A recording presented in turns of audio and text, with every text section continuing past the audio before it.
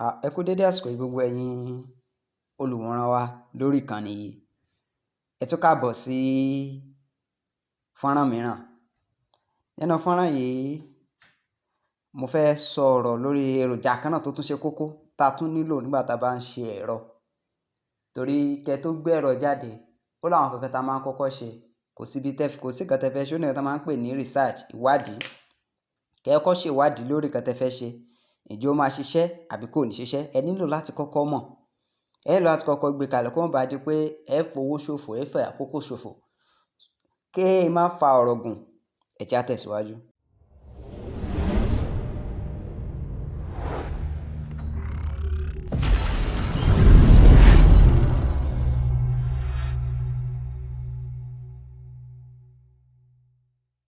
Ẹ káàbọ̀ padà. Nínú ìkànnì yìí tẹ́ bá ń bá wa ká lọ fún ọ̀sẹ̀ mélòó kan sẹ́yìn, mo fi àwọn fọ́nrán kan léde lórí àwọn èròjà àwọn tó yẹ ká mọ̀. Ní báyìí a ó bọ́ sí ìpele ṣíṣe nǹkan. Tẹ́ bá wo àwọn fọ́nrán mi, ó níbi kan tí mo ti sọ̀rọ̀ nípa fífi ẹ̀rọ láti fi ṣe àpẹẹrẹ ohun tá a fẹ́ ṣe, táwọn olóyìnbó ń pè ní prototype. Bí a ṣe síwájú, testing, tẹ́ máa fi ń yẹ̀wò bóyá yóò ṣiṣẹ́ àbí kò ní ṣiṣẹ́. Gẹ́gẹ́ bí onímọ̀ ẹ̀rọ, bóyá scientist ni ọ́ ni àbí engineer, nǹkan kan wà tá a máa kọ́kọ́ ṣe ìwádìí lórí nǹkan tó fẹ́ ṣe. Ǹjẹ́ ó ṣiṣẹ́ àbí kò ní ṣiṣẹ́? Ǹjẹ́ ó máa yọ́ná àbí kò ní yọ́ná kó tó di pé a ó wá gbé jáde fún gbogbo aráyé rí. Ohun gbogbo tẹ́ ẹ̀ ń rí tí wọ́n ń ṣe tóyìnbó ń ṣe àbí tá à ń fowó rà, tá à ń rí níbí, tá à ń rí nítọ̀hún, ọjọ́ tí wọ́n bẹ̀rẹ̀ kọ́ ni wọ́n gbé jáde. Wọ́n kọ́kọ́ ṣe ìwádìí, wọ́n á kọ́kọ́ gbé yẹ̀wò, wọ́n á kọ́kọ́ yẹ̀wò, wọ́n á lo eléyìí, wọ́n á fi eléyìí mélèé, wọ́n á fi eléyìí mélèé, eléyìí á lànà, eléyìí ò ní lànà. Gbogbo ò kí ń ṣe ọ̀rọ̀ ẹnu lásán, kì í ṣe theory nìkan náà máa ń lò. Ó ṣeé ṣe kó mọ ọ̀rọ̀ ẹnu, kó mọ theory látòkè délẹ̀, kó mọ̀ láti wájú dé ẹ̀yìn, kó mọ̀ sì lè ṣe ohunkóhun. Theory yàtọ̀ sí practical. Theory yàtọ̀ sí sísọ, yàtọ̀ sí ṣíṣe. Ìsọ yàtọ̀ sí ìṣe. Speaking is different from action. Tá bá fẹ́ ṣe ẹ̀rọ, a nílò láti kọ́kọ́ ṣe ìwádìí náà. Lẹ́yìn ìwádìí wa, a nílò láti kọ́kọ́ gbé kalẹ̀ báwo ni ó ṣe rí. Torí ẹ̀ la ṣe ń lo èròjà yìí. Eléyìí là ń pè ní breadboard. Kẹ́ fi kó àwọn ẹ̀rọ yín jọ ló wúlò fún ìgbà kékeré. Ẹ lè lò ó fún nǹkan tó máa jẹ́ ọlọ́jọ́ pípẹ́. Tìyín kan ni kẹ́ fi yẹ̀wò, ǹjẹ́ ó ṣiṣẹ́? Okay, tí n bá fi síbi tí mo fi eléyìí, tí mo fi àwọn ẹsẹ̀ yìí kanra wọn, ṣé kíní á ṣiṣẹ́? Òun la máa ń lo breadboard fún. Tẹ́ bá sì wo breadboard yín dáadáa, oríṣiríṣi ni mo fi síbí. Ọ̀kan leléyìí, ọ̀kan leléyìí. Tẹ́ bá wò ẹ máa rí àwọn ihò ní ara rẹ̀. Àwọn ihò yìí túmọ̀ sí àwọn ibi tẹ́ máa ti àwọn èròjà yín bọ̀, eléyìí táwọn olóyìnbó ń pè ní component. Bí àpẹẹrẹ RGB LED ní eléyìí. Mo fi hàn wá nínú fọ́nrán tó kọjá. Ẹ wò ó. Tẹ́ bá fẹ́ tì bọnú ihò kọ̀ọ̀kan ló ní ìwúlò tiẹ̀. Ǹjẹ́ ẹ rí mi bí? Ṣé ẹ rí? Mo ti tì bọnú ihò, ṣé ẹ rí? Ó wọnú ihò kọ̀ọ̀kan. Ìtumọ̀ ẹ̀ ni pé gbogbo ihò tí mo tì bọ̀ yìí, ó wá ní bí wọ́n ṣe máa ń mọ breadboard. Ó ní bí ẹ̀ẹ̀kan ní déédéé máa ti gbogbo ẹ̀ bọ̀ bákan. Nínú ẹ̀rọ, ó ní nǹkan tá a máa ń pè ní connections. Bí ó dàbí ìgbà tí àwọn àjọ mọ̀nàmọ́ná tí wọ́n faná látorí òpó wá sínú ilé fún yín ni. Wọ́n ní láti fi wáyà kan connect wáyà yẹn látorí òpó wá sínú ilé yín kó tó di pé náà máa wà níbẹ̀. Ohun gbogbo tẹ́ sì fẹ́ lò, ẹ nílò láti connect ẹ̀ mọ́ kó tó lè di pé yóò ṣiṣẹ́. Bẹ́ẹ̀ gẹ́gẹ́ ni kíní yìí ṣe rí. Tẹ́ bá wo kíní dáadáa, ẹ̀yin ẹ wo àwọn ihò yìí. Ihò pọ̀ lára ẹ̀. Gbogbo wọn ló níṣẹ́ tán ń ṣe. Ẹ jẹ́ n bẹ̀rẹ̀ látòkè ńbí. Nǹkan tó wà ńbí náà ló wà ńbí. Ó kàn jẹ́ pé bọ́n ṣe eléyìí yàtọ̀ sí eléyìí. Eléyìí fẹ̀ ju eléyìí lọ. Tẹ́ bá wò dáadáa, eléyìí ó fẹ̀, funfun yìí fẹ̀ ju eléyìí lọ. Tẹ́ bá dẹ̀ wò eléyìí nílà, oríṣiríṣi ni wọ́n. Iṣẹ́ kan náà gbogbo wọn ń ṣe. Tẹ́ bá dẹ̀ ka iye ihò tó wà nínú wọn, nǹkan kan náà ni gbogbo ihò tó wà ńbẹ̀. 5 leléyìí, 5 náà leléyìí. Nǹkan kan náà ló kàn jẹ́ pé bọ́n ṣe ṣe ó yàtọ̀ síra wọn, ó kàn fẹ̀ jura wọn lọ, nǹkan kan náà ni. Tẹ́ bá wò dáadáa, ẹ wo bí òkè yìí. Ìyẹn gbogbo tó wà lókè yìí, ẹ rí bí wọ́n ṣe wá leléyìí. Ó ní méjì. Eléyìí náà ní méjì, eléyìí náà ní méjì, eléyìí náà ní méjì, eléyìí náà ní méjì, bó ṣe wá leléyìí. Bí wọ́n ṣe connect wọn lábẹ́ náà nìyẹn, bó ṣe wá leléyìí. Gbogbo eléyìí báyìí, wọ́n connect ẹ̀. gbogbo eléyìí báyìí wọ́n connect ẹ̀ wá báyìí. Ní tá máa ń fi eléyìí ṣe ni à ń pè ní power rail. Ibẹ̀ yẹn ni ibi tágbára wà tá ń pè ní power, positive and negative. Positive and negative òlélẹ́yìí, positive and ground òlélẹ́yìí, 5 volt and 0 volt. Ó ṣe kókó nínú ẹ̀rọ yín. Torí ẹ̀ lẹ ṣe máa rí gbogbo ẹ̀rọ ìbá ṣe AC ìbá ṣe DC ó gbọ́dọ̀ ní wáyà méjì. Tó bá jẹ́ DC ni direct current, ìyẹn la máa ń pè ní positive and negative, positive and ground, wáyà méjì yẹn nìyẹn. Tó bá dẹ̀ jẹ́ pé AC ni, wáyà méjì tó wà ń bẹ̀, we have live and neutral. Àwọn máa ń fi earth sí ti AC. A máa sọ̀rọ̀ nípa earthing system lọ́jọ́ iwájú, ṣùgbọ́n lọ́wọ́lọ́wọ́ báyìí kò sí ẹ̀rọ tẹ́ fẹ́ rí ó gbọ́dọ̀ ní wáyà méjì. Kì í ṣe pé ó kéré jù, dandan méjì gbọ́dọ̀ wà ń bẹ̀. Ó lè jù bẹ́ẹ̀ lọ fún ohun tó máa fún ní agbára ni o, tó máa jẹ́ power side ẹ̀, wáyà méjì ṣe kókó. Tó bá jẹ́ DC, ó máa jẹ́ positive, negative, positive and ground. Tó bá jẹ́ DC, tó bá jẹ́ AC, sorry, tó bá jẹ́ DC ní positive and tó bá jẹ́ AC, á wá jẹ́ live and neutral pẹ̀lú ground, ọ̀tọ̀ nìyẹn. Pẹ̀lú earth system òun náà ní ground, ọ̀tọ̀ nìyẹn. Ǹjẹ́ ó yé wa bí? Ẹ jẹ́ kí wá ṣàlàyé bẹ́lẹ̀ ṣe rí fún wa. Gbogbo àwọn làyí báyìí, bẹ́lẹ̀ ṣe wá báyìí, ẹ lè fi ṣe positive or negative ray kó ba lè rọrùn fún yín ni, so that gbogbo àwọn ẹsẹ̀ component ẹ bá fi sínú ẹ̀, gbogbo àwọn ẹsẹ̀ èròjà tẹ bá fi sínú ẹ̀, ẹ máa pa gbogbo positive ẹ̀ pọ̀ sójú kan, ẹ máa fi sáwọn bí, negative ẹ̀ ẹ máa fi sáwọn bí bó bá ṣe wù yín. Ẹ lè fi sáwọn bí náà, ṣùgbọ́n ohun tó dáa jù, best practice ó ní kó wà ní apá bí. Tẹ bá dẹ̀ wò dáadáa, ẹ máa rí pé ẹ wo àwọn àlàfo tó wà níbí, ṣe rí lè, ṣe rí pé kò pọ̀ jù lè lọ, kò pọ̀ jù lè lọ kankan náà. Gbọ́n tẹ bá wo àárín bíbí yìí, ẹ máa rí pé àlàfo eléyìí ó fẹ̀ ju eléyìí lọ, ó fẹ̀ ju eléyìí lọ. Ǹjẹ́ ó yé wa bí? Àlàfo yìí fẹ̀ gan. Ìtumọ̀ ẹ̀ ni pé ní abẹ́ wọ́n ti gé eléyìí kúrò. A jẹ́ pé ebí yìí débí yìí, eléyìí báyìí ló connect débí.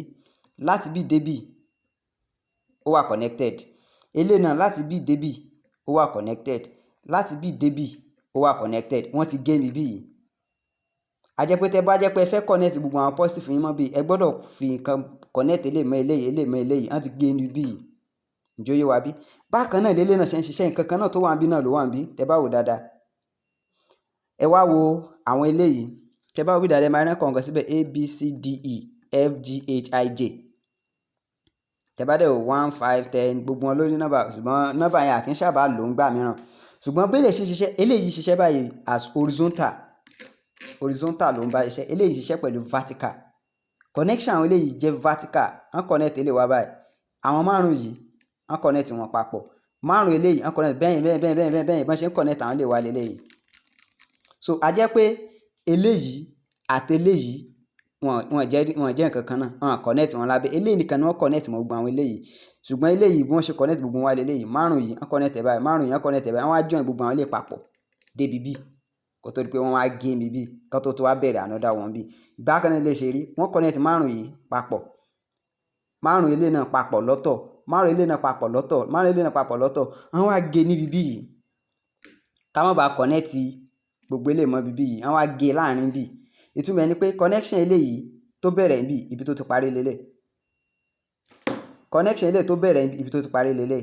Bákan náà ni gbogbo wọn ṣe ń ṣiṣẹ́. Tẹ́ bá fẹ́ fi èròjà sórí ẹ̀, ìtumọ̀ ẹ̀ ni pé ohun tẹ́ bá fi síbí, ó tẹ́ bá lè fi wáyà kan síbí, ìtumọ̀ ẹ̀ ni pé wáyà tẹ́ fi síbí bí àpẹẹrẹ, ẹ jẹ́ n fi wáyà eléyìí síbí. Ẹ̀yẹn wò. Ìtumọ̀ ẹ̀ ni pé gbogbo làyí o láti bí eléyìí àti eléyìí wọ́n ti connect papọ̀. Ẹ jẹ́ kí n fi èròjà kan sórí ẹ̀. Ẹ̀yẹn wo eléyìí. Eléyìí náà ń pè ní sin module. Bákan náà eléyìí náà ṣe iṣẹ́ nǹkan kan náà ní gbogbo àwọn là ilé bó ṣe wà lélẹ̀ vertical. Vertical márùn-ún títí tó fi débi. Eléyìí horizontal. Gbogbo eléyìí débi tẹ́lẹ̀ ti fẹ̀ yìí náà. Tẹ́ bá wo eléyìí náà dáadáa, ẹ máa rí ìlà tán fà síbẹ̀ ó parí síbí. Eléyìí náà ó ṣẹ̀ṣẹ̀ bẹ̀rẹ̀ ń bí. Padà ìtumọ̀ ẹ̀ ni pé wọ́n ti gé láàrin bí. Bákan náà fẹ́lẹ́ wọ́n ti gé láàrin bí. So gbogbo wọn connect gbogbo eléyìí wá báyìí. Ẹ ti máa rí wọ́n ti kọ plus sórí ẹ̀, plus and minus. Sán mú kó rọrùn lórí eléyìí, plus and minus. A jẹ́ pé gbogbo àwọn positive ray yín ẹ lè fi síbi bí. Gbogbo àwọn negative ray yín ẹ lè fi síbi bí yìí. Títí tó fi máa débi tó fi máa pín kó tó wá di kó tó bẹ̀rẹ̀ ń bí. ǹjẹ́ ó yé wa? Tá a bá mú eléyìí náà pè ní sim module sim 800L. Eléyìí dàbí fóònù ni, iṣẹ́ tí fóònù yín ṣe náà ló ń ṣe. Ó kò yẹ pé òun kàn dá lórí ẹ fẹ́ pè. Bó ṣe rí yìí, ẹ lè fi ṣe fóònù ara yín, ẹ lè fi pè, ẹ lè fi gbà pè, ẹ lè fi send message, ẹ lè fi gba message. Torí náà ṣe máa ń lò láti fi control ẹ̀rọ, láti fi bá ẹ̀rọ sọ̀rọ̀. Ó ní nǹkan tá a máa ń lò mọ́, a máa ń lò láti lò mọ́ nǹkan kan tá ń pè ní microcontroller. Lórí ìkànnì yìí máa kọ́ wa bá ṣe ń lo Arduino díẹ̀díẹ̀ ni, a máa débẹ̀ tó bá yá. Arduino leléyìí. Tẹ bá pa eléyìí pọ̀ mọ́ eléyìí, tẹ bá pa méjì yìí pọ̀ mọ́ra wọn, ó ní bọ́n ṣe máa ṣiṣẹ́. Ìgbà tí méjèèjì yìí bá ṣiṣẹ́, eléyìí ó papọ̀ mọ́ eléyìí, ó níṣẹ́ bọ́n ṣe máa ṣe. Eléyìí máa bá eléyìí sọ̀rọ̀, eléyìí náà máa bá eléyìí sọ̀rọ̀, á fún inú tí ẹ fẹ́. Nǹkan tẹ́rọ dá lé lórí nìyẹn. Gbogbo wọn ló ní iṣẹ́ tí wọ́n ń ṣe, gbogbo wọn ló ní bá ṣe máa ń lò wọ́n papọ̀ nínú ẹ̀rọ. Ẹ jẹ́ á tẹ̀síwájú. Tẹ bá fẹ́ connect eléyìí, ẹ ti máa rí wọ́n ti máa ń kọ kíní wọn sí ara wọn. Tẹ bá wo náà kọ 5 volts 5V, ó túmọ̀ sí 5 volts, ìyẹn ni agbára ẹ̀. Wọ́n kọ GND sábẹ́ tó tẹ̀lé, ìyẹn ni ground.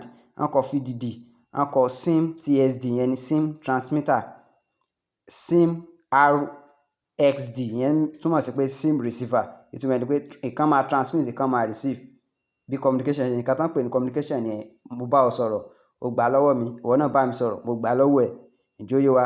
Ó tún ní ground àti reset. Tí máa fẹ́ ṣe báyìí, tí máa ti connect ẹ̀ sórí báyìí, mo ti fi sórí bọ́ọ̀dù mi. Ìtumọ̀ ẹ̀ ni pé gbogbo nǹkan tẹ́ rí bíbí yìí, eléyìí báyìí, eléyìí tẹ́ ń wò níbí yìí, gbogbo àwọn ìlà yìí ó ń bá ilé ṣiṣẹ́. Tẹ bá bọ́ síbi gbogbo àwọn ìlà kejì yìí ó ń bá ilé ṣiṣẹ́. Tí n bá fi wáyà síbí, tí mo lọ fi mọ́ nǹkan míì, bí àpẹẹrẹ, ẹ jẹ́ mú LED mi, ẹ jẹ́ ń fẹ́ LED mi síbí, ẹ kí n connect ẹ̀ báyìí. Ẹ̀yẹn o. Ìtumọ̀ ẹ̀ ni pé tẹ bá wo bí dáadáa, LED yìí ó ti connect mọ́ line yìí, ó ti connect mẹ́lẹ̀. Tẹ bá fa agbára fún eléyìí, àwọn méjèèjì tí ń bára wọn ṣiṣẹ́. Tẹ bá tún wo ẹlẹ́ẹ̀kejì, ìlà yìí ó connect mẹ́lẹ̀, eléyìí connect, bí circuit ṣe ń ṣiṣẹ́ nìyẹn. Gbogbo tẹ bá ti ní di positive. Náà fún àpẹẹrẹ, ìgbà tá wo circuit wa lẹ́ẹ̀kan, tá wo bọ́ọ̀dù wa lẹ́ẹ̀kan, rí pé ibí yìí ni positive ray. Ẹ jẹ́ lo kọ́ọ̀dù délé. Ibí yìí ó ní positive, ibí yìí negative. Tí n bá fi sí báyìí, positive lélẹ̀, negative ẹ̀ náà lélẹ̀ yìí. Ẹ̀rí mo ti tìbọ̀. Ìtumọ̀ ni pé mo ti connect ibẹ̀ yẹn. Tí máa fẹ́ fi sórí positive and negative ray ló wá ń bì, mo lè fi síbí báyìí. Ibí yìí ni mo fi ṣe positive, ibí mo fi ṣe negative. Èyí túmọ̀ sí pé tí máa fẹ́ power sim 800 yìí, màá ní láti connect eléyìí positive bí, kí n fi wáyà síbi positive yìí, kí n dẹ̀ fi wáyà síbi negative yìí, kí n dẹ̀ papọ̀ mọ́ bátìrì mi, ló bá tán. Bá a ṣe máa ń connect àwọn component papọ̀ nìyẹn. Ẹ máa rí oríṣiríṣi àpẹẹrẹ bá a ṣe ń tẹ̀síwájú. Ẹ̀yẹ má ṣe ìyọnu, mo máa fi fọ́nrán léde díẹ̀ kó ba lè jẹ́ pé ìwọ tó bá tiẹ̀ mọ̀ nípa ẹ̀rọ rárá, ọjọ́ tó bá ti bẹ̀rẹ̀ tó gbé fídíò mi wò, tó gbé fọ́nrán kan wò, wà á máa wò lọ díẹ̀. Ibẹ̀ yẹn wà ti ní àwọn ohun tí o fẹ́ ṣe. Ẹ jẹ́ kí n tẹ̀síwájú. Eléyìí náà ń pè ní resistor. Ẹ jẹ́ n tìbọ̀ nú bí, ṣe rí bó ṣe wọlé. Bóyá mo fẹ́ tìbọ̀ bí, tí má tìbọ̀, tí mo fẹ́ tìbọ̀ bò mìíràn. Ìtumọ̀ ẹ̀ ni pé mo ti connect bí mọ́ bíbí pẹ̀lú resistor mi. Tí má fẹ́ fi nǹkan míì mọ́, a jẹ́ ká sọ pé bí àpẹẹrẹ, mo fẹ́ lo LED yìí, ẹ jẹ́ n fi síbí báyìí.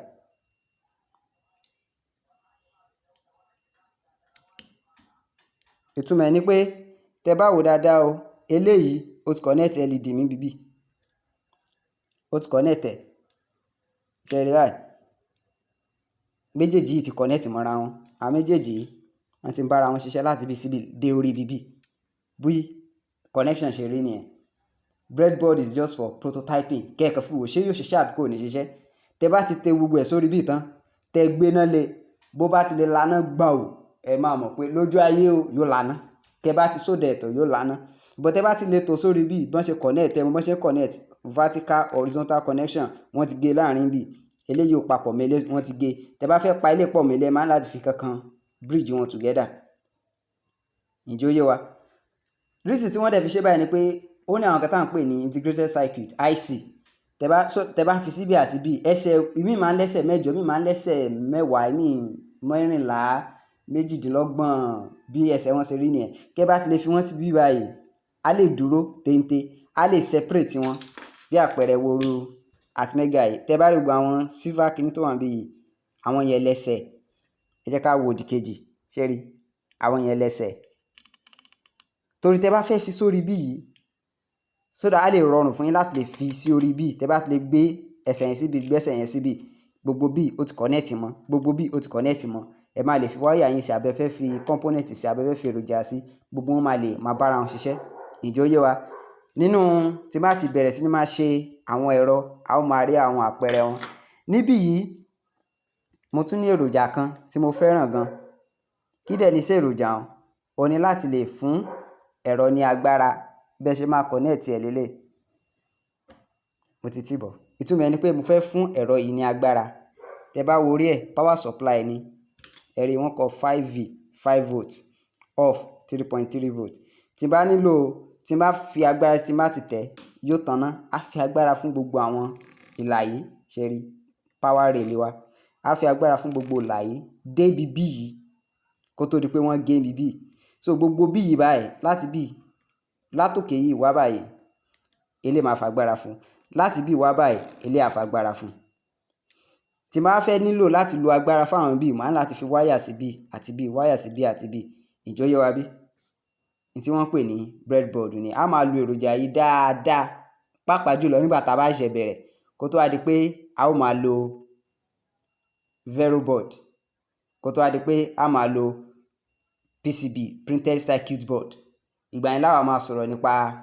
Proteus dáadáa ṣùgbọ́n lọ́wọ́ báyìí ẹ jẹ́ ká máa gbádùn breadboard wa ẹ má ṣe gbàgbé láti ṣalábàápín lórí ìkànnì yẹn tí wọ́n pè ní subscription kẹ̀sì fẹ́ràn àwọn fọ́nrán wa kẹ̀sì bá wa share pẹ̀lú àwọn ènìyàn ọ̀nà ìdí tá a fi gbé ìkànnì yìí kalẹ̀ ni láti jẹ́ kí àwọn ènìyàn kí wọ́n mọ̀ nípa ẹ̀rọ bọ́n ti ń ṣe ẹ̀rọ kì í ṣe ohun tó lágbára tó bẹ́ẹ̀ àbí jù bẹ́ẹ̀ lọ ibì kan náà ti ń bẹ̀rẹ̀ gbogbo àwọn tó ń ṣe rọ́kẹ́ẹ̀tì tán ṣe ibi kan náà ti bẹ̀rẹ̀ ibi tí gbogbo ẹ̀ ti bẹ̀rẹ̀ náà lélẹ́yìí tó bá dẹ̀ yí wa bí a ti bẹ̀rẹ̀ èèyàn á lè ronú jáde látinú kólóbó ibi tó bá ń gbé you can be able to think outside your box láti lè fi ṣe eléyìí fi ṣe tán ẹ ṣeun púpọ̀ ẹ má bá mi ká lọ.